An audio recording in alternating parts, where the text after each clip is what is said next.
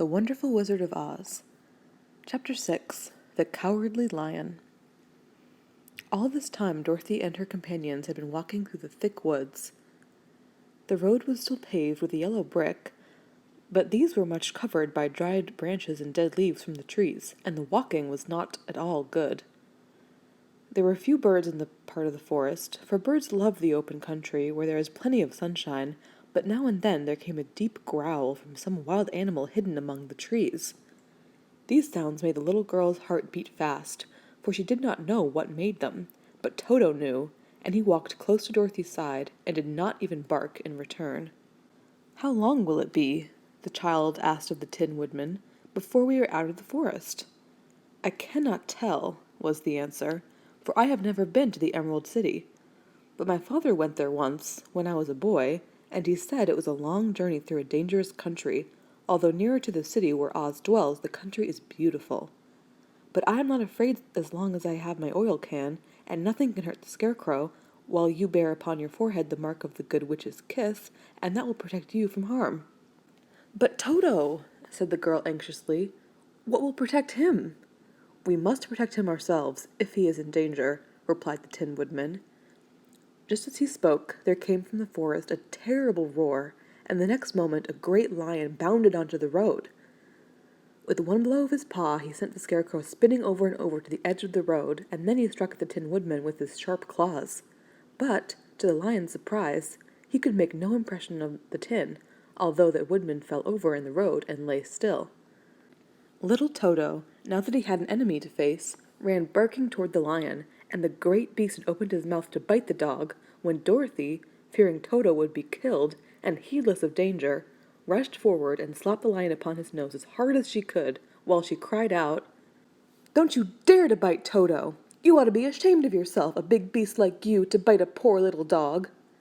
"I didn't bite him," said the lion, as he rubbed his nose with his paw where Dorothy had hit it. "No, but you tried to," she retorted. "You are nothing but a big coward." "I know it," said the lion, hanging his head in shame. "I've always known it. But how can I help it?" "I don't know, I'm sure. To think of your striking a stuffed man like the poor Scarecrow!" "Is he stuffed?" asked the lion, in surprise, as he watched her pick up the Scarecrow and set him upon his feet, while she patted him into shape again. "Of course he's stuffed," replied Dorothy, who was still angry.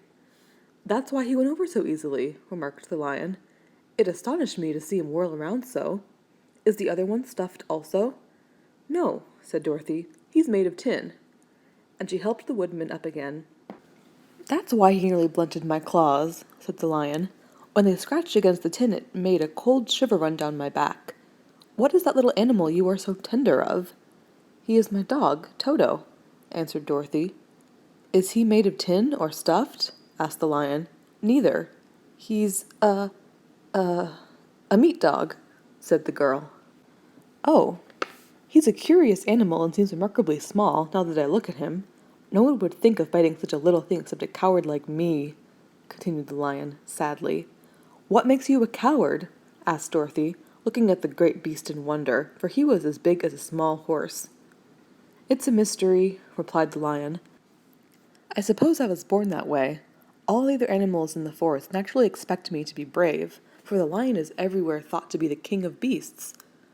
I learned that if I roared very loudly, every living thing was frightened and got out of my way. Whenever I've met a man, I've been awfully scared, but I just roared at him, and he has always run away as fast as he could go. If the elephants and the tigers and the bears had ever tried to fight me, I should have run myself. I'm such a coward. But just as soon as they hear me roar, they all try to get away from me, and of course I let them go." "But that isn't right. The king of beasts shouldn't be a coward," said the Scarecrow. "I know it," returned the lion, wiping a tear from his eye with the tip of his tail. "It is my great sorrow, and makes my life very unhappy. But whenever there is danger, my heart begins to beat fast." "Perhaps you have heart disease," said the Tin Woodman. "It may be," said the lion. "If you have," continued the Tin Woodman, "you ought to be glad, for it proves that you have a heart. For my part, I have no heart, so I cannot have heart disease."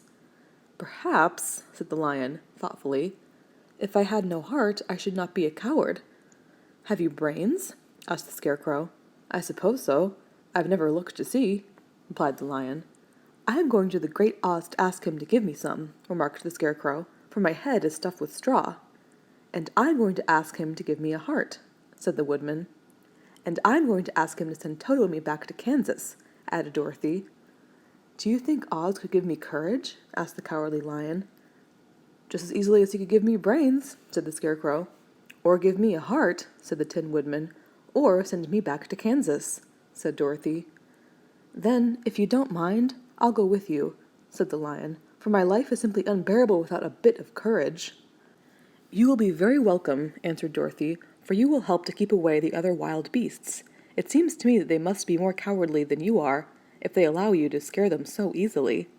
They really are, said the Lion, but that doesn't make me any braver, and as long as I know myself to be a coward, I shall be unhappy.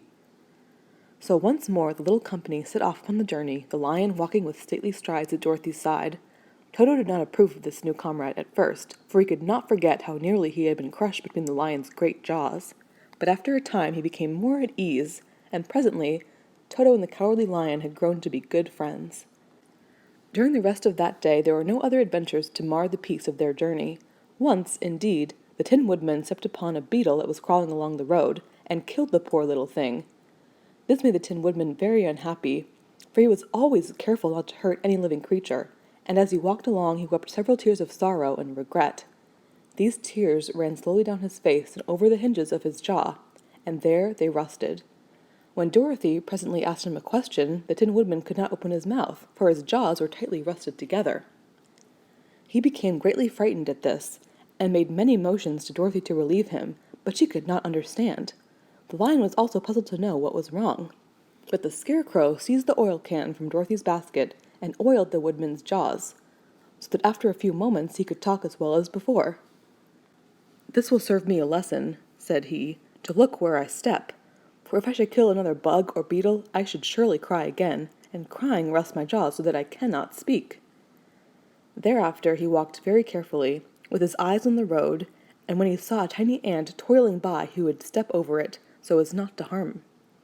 The Tin Woodman knew very well he had no heart, and therefore he took great care never to be cruel or unkind to anything. "You people with hearts," he said, "have something to guide you, and need never do wrong, but I have no heart, and so I must be very careful. When Oz gives me a heart, of course I needn't mind so much."